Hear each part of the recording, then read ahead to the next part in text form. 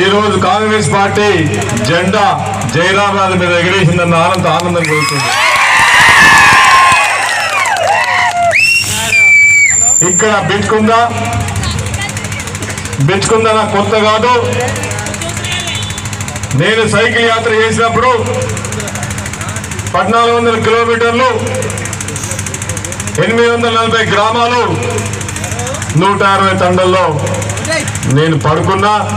ఈ గ్రామాలు తిరిగినా బిచ్చుకుంద నుంచి పోయినా నాకు ఈ గ్రామం తెలుసు, ఈ ప్రాంతం తెలుసు, అన్ని గ్రామాలు తెలుసు.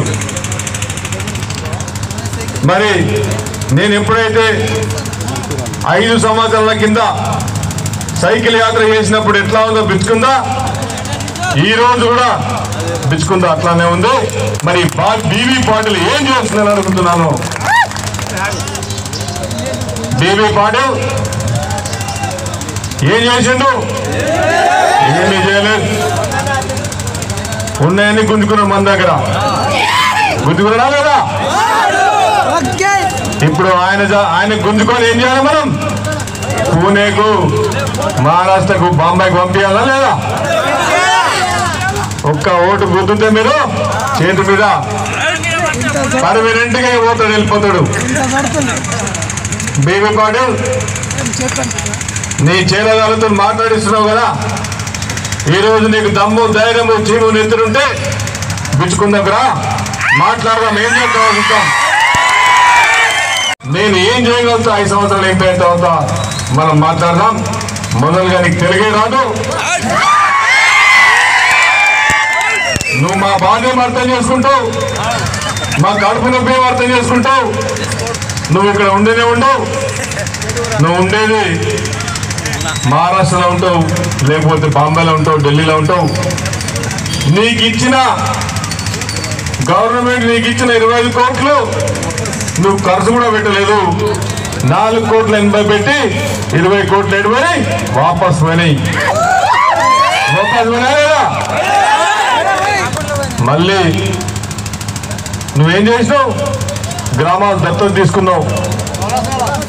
ఎందుకంటే ఒక సామెత ఉన్నది, సొంత తల్లికి బంగారు గాజులు చెప్పినాడు కానీ చిన్నమ్మకి చేపిస్తా అని చెప్పినాడు ఒక మొగోడు. మనవాడు కూడా అట్లే ఉన్నాడు. సొంత ఊరు సిర్పూర్ గ్రామమే, ఆ ఊరే దిక్కులేదట కానీ జైరాబాద్ పార్లమెంట్ చేశారట. ఈరోజు చెప్తున్నాను మీకు, రాహుల్ గాంధీ గారు మొన్న వచ్చినప్పుడు మాకు ఒకటే మాట అడిగితే చెప్తున్నాడు. ఈరోజు మా నాయనమ్మ గరీబ్ హఠావో, పేదరిక నిర్మూలన అని చెప్పింది. అది ఈరోజు నేను భారతదేశంలో ప్రధానమంత్రి అయిన తర్వాత పేదరిక గరీబ్ నిర్మూలన కావాలి అంటే ప్రతి ఒక్క కుటుంబానికి తెల్ల రేషన్ కార్డు ఉన్న వాళ్ళకి 6,000 రూపాయలు మీ బ్యాంక్ అకౌంట్లో వస్తాయి. ఇది కాంగ్రెస్ పార్టీ తెలంగాణ ఇస్తానని తెలంగాణ ఇచ్చింది. ప్రధానమంత్రి కాగానే 6,000 రూపాయలు బ్యాంక్ అకౌంట్లో వస్తాయి. ఒక్కటి గుర్తుపెట్టుకోవాలి మీరు, అంబులెన్స్ కొద్ది దారి ఇవ్వాలి. తమ్ముళ్ళు అంబులెన్స్ రాహుల్ గాంధీ అయితే మనకేమొస్తుంది? 6,000 రూపాయలు అకౌంట్లో వస్తాయి. వస్తాయా లేదా? 2 లక్షల రుణమాఫీ వస్తుంది. ఈరోజు ఈ బీబీ పాటిల్ నాన్ లోకల్గా ఉండి నారాయణ ఖేడ్లో ఆయనకి ఏమైందయ్యా, గరీబోడు ఓటేసి మమ్మల్ని కాపాడుకో అంటే దళితుల భూములు గుంజుకున్నాడు ఈ బీబీ పాటిల్. ఎక్కడ? నారాయణ ఖేడ్ కంతి మండలం. మరి నేను ఎంపీ అయినాక ఆ దళితుల భూములు గుంజి మీకు దళితులకు ఇస్తా అని చెప్పి సమావేశంగా చెప్తున్నా. ఈరోజు మీరు జైరాబాద్ పార్లమెంట్లో యువకులకు, పిల్లలకు ఉద్యోగాలని జిరాక్స్ కాపీలు పట్టుకొని తిరగకుండా చేయాలనేది నా కళ, నా ఆశ. ఇది బిచ్చుకుందా సాక్షిగా చెప్తున్నాను. నేను ఈ ప్రాంతానికి కంపెనీలు పట్టుకొస్తా. నేను ఈ ప్రాంతానికి 200 కోట్లు ప్రతి నియోజకవర్గానికి తీసుకొస్తా. నేను రాహుల్ గాంధీ గారితో మాట్లాడతాను. మీ వాడిని రాహుల్ గాంధీ దగ్గర కంప్యూటర్ చేస్తున్నా. నేను రాహుల్ గాంధీ గారితో మాట్లాడి ఈ బిచ్చుకుందాక మొట్టమొదటిగా చేసేది సెంట్రల్ లైటింగ్ వేసుకుందాం. ఇక్కడి నుంచి అక్కడికి గెలవగానే సెంట్రల్ లైటింగ్ వేసుకొని ఈ బిచ్చుకుందని ఎప్పటి నుంచో సెంట్రల్ లైటింగ్ వరకు ఈ ప్రజలు మన గురించి చూస్తున్నారు. మరి పిల్లలకు ఉద్యోగాలు తీసుకురావాలి, చిన్న చిన్న ఐటీ కంపెనీలు పెట్టాలి, రైతులకు పరిశ్రమలు పెట్టాలి.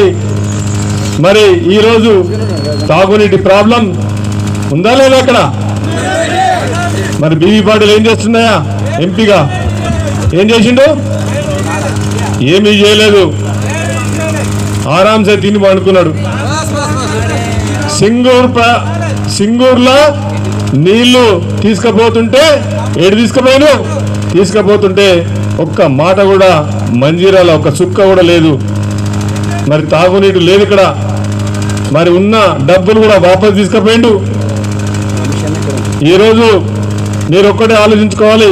11వ తారీఖు నాడు సమయం తక్కువ ఉంది. ఆ రోజు మీరందరూ మీ చుట్టుపక్కల బంధువులకు మీకు గ్రామాల్లో తిరుగుతూ కాంగ్రెస్ పార్టీని కాపాడుకోవాలి. జెండా ఎగరవేస్తామా లేదా అని ఒక్కడే అడుగుతున్నాను మిమ్మల్ని. వేస్తామా లేదా? రాహుల్ గాంధీకి గిఫ్ట్ ఇవ్వాలి, ఇస్తామా? జైరాబాద్ కాంగ్రెస్ జెండా ఎగరబోతుంది.